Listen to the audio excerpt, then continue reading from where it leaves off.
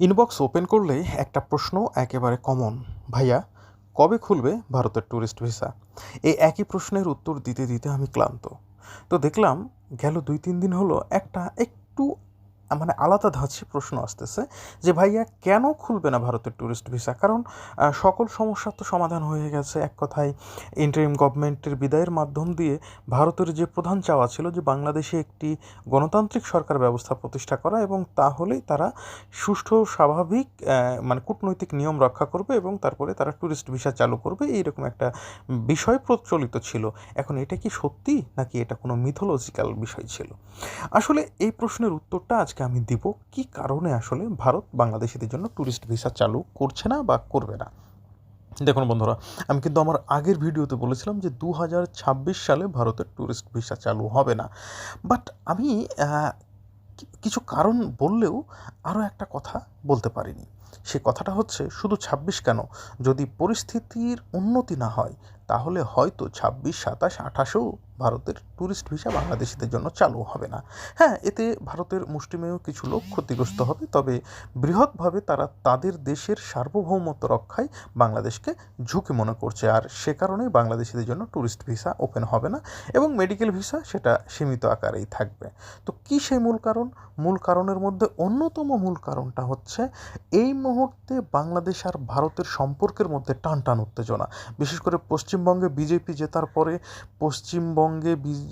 জেতার পরে যে ঘটনাটা ঘটেছে, সেখানে মুসলিমদের ওপরে নির্যাতন হচ্ছে এমন একটা মিথোলজিক্যাল কথা ছড়িয়ে পড়েছে। এটা দেখা যাচ্ছে কোথাও কোথাও কেউ কেউ শো করতেছে যে না, বিজেপি এই ধরনের কোনো কাজ করতেছে না, বিজেপি মুসলিমদের পাশে আছে। কোনো কোনো ভিডিওতে দেখা যাচ্ছে বিজেপি বিধায়ক গিয়ে গরুর গোশতের দোকানে বলতেছে যে আপনারা গরুর মাংস বিক্রি করেন, সমস্যা নয়, তবে এখানে একটা পর্দা টাঙিয়ে দেন। আবার কোথাও কোথাও দেখা যাচ্ছে যে গরুর ট্রাক আটকে দিয়ে বলছে কালকেই রামরাজত্ব প্রতিষ্ঠা হয়েছে আর তোরা এই রামরাজত্বে মাকে খেয়ে ফেলবি। তো ঘটনা হচ্ছে যে কিছু কিছু বিধায়ক এই ঘটনা ঘটাচ্ছে যে তারা মুসলিমদের পাশে দাঁড়াচ্ছে, এটা সত্য কথা।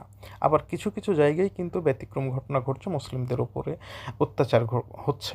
তো এর পিছনে আরও কিছু কারণ আছে। দেখা যাচ্ছে যে তারা অনেকে হয়তো ছিল টিএমসি কর্মী বা অনেকে ছিল কংগ্রেস কর্মী, আর যেহেতু বিজেপি ক্ষমতায় এসেছে তাদের উপর একটা চোটপাট হবে, এটাই স্বাভাবিক। তবে সবচাইতে উত্তেজনাকর বিষয় হচ্ছে গেল 2 দিন আগে বাংলাদেশ বর্ডারে 2টি তাজা লাশ উপহার দিয়েছে বিএসএফ আমাদেরকে, যার কারণে পরিস্থিতি আরও উত্তপ্ত। বিশেষ করে সোশ্যাল মিডিয়া এবং মেন স্ট্রিম মিডিয়াগুলো উভয়কে ছেড়ে কথা বলছে না। তো এই সমস্ত পরিস্থিতিতে শুভেন্দু অধিকারী অর্থাৎ পশ্চিমবঙ্গের নতুন মুখ্যমন্ত্রী, তিনি আবার বলেছেন যে বাংলাদেশের সীমান্তে 500 কিলোমিটারের আরও বেড়া নির্মাণ করা হবে। এতে কিন্তু পরিস্থিতি আরও খারাপের দিকে গিয়েছে। এবং বাংলাদেশের স্পিকার জনাব হাফিজউদ্দিন, তিনিও কিন্তু এক প্রকার ধমকের সুরে ভারতকে কথা বলেছে। তো দেখা যাচ্ছে বাংলাদেশ এবং ভারত কেউ কাউকে ছাড় দিতে রাজি নয়। যেহেতু এখানে কেউ কাউকে ছাড় দিতে রাজি নয় এবং বিএনপি সরকারে এমন কিছু ব্যক্তিত্ব আছে যাদেরকে ভারত তাদের নিরাপত্তার জন্য থ্রেট মনে করে, আর সেই সমস্ত মানুষগুলো কিন্তু এখন একেবারে খোলামেলা ঘুরে বেড়াচ্ছে। আবার অনেকেই আছে তারা এখন জনগণের প্রতিনিধি হিসেবে সংসদে আছে।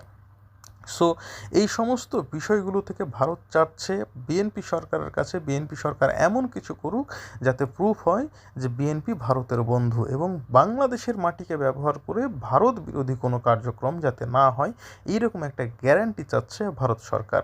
বাট এই গ্যারান্টিটা বিএনপি সরকারের পক্ষে আমার মনে হয় দেওয়া সম্ভব হবে না।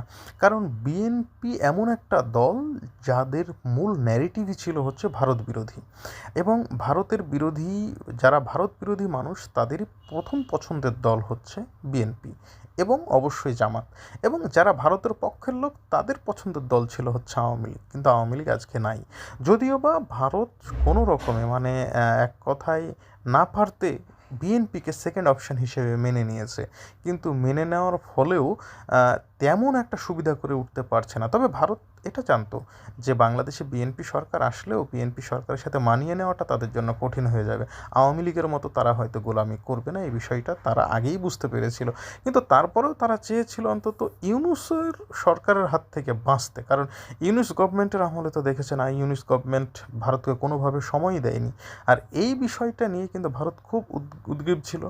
এখন প্রশ্ন হচ্ছে যে এই সময়টা পার হলেও নতুন যে সময় এসেছে সেই সময়টাও ভারত মেনে নিতে পারছে না। সুতরাং ভারত ও বাংলাদেশের সম্পর্কের যতক্ষণ পর্যন্ত উন্নতি না হবে ততক্ষণ পর্যন্ত ট্যুরিস্ট ভিসা চালু হবে না। এই উন্নতিটা যদি আজকেই হয়ে যায় দেখবেন যে আগামীকালকে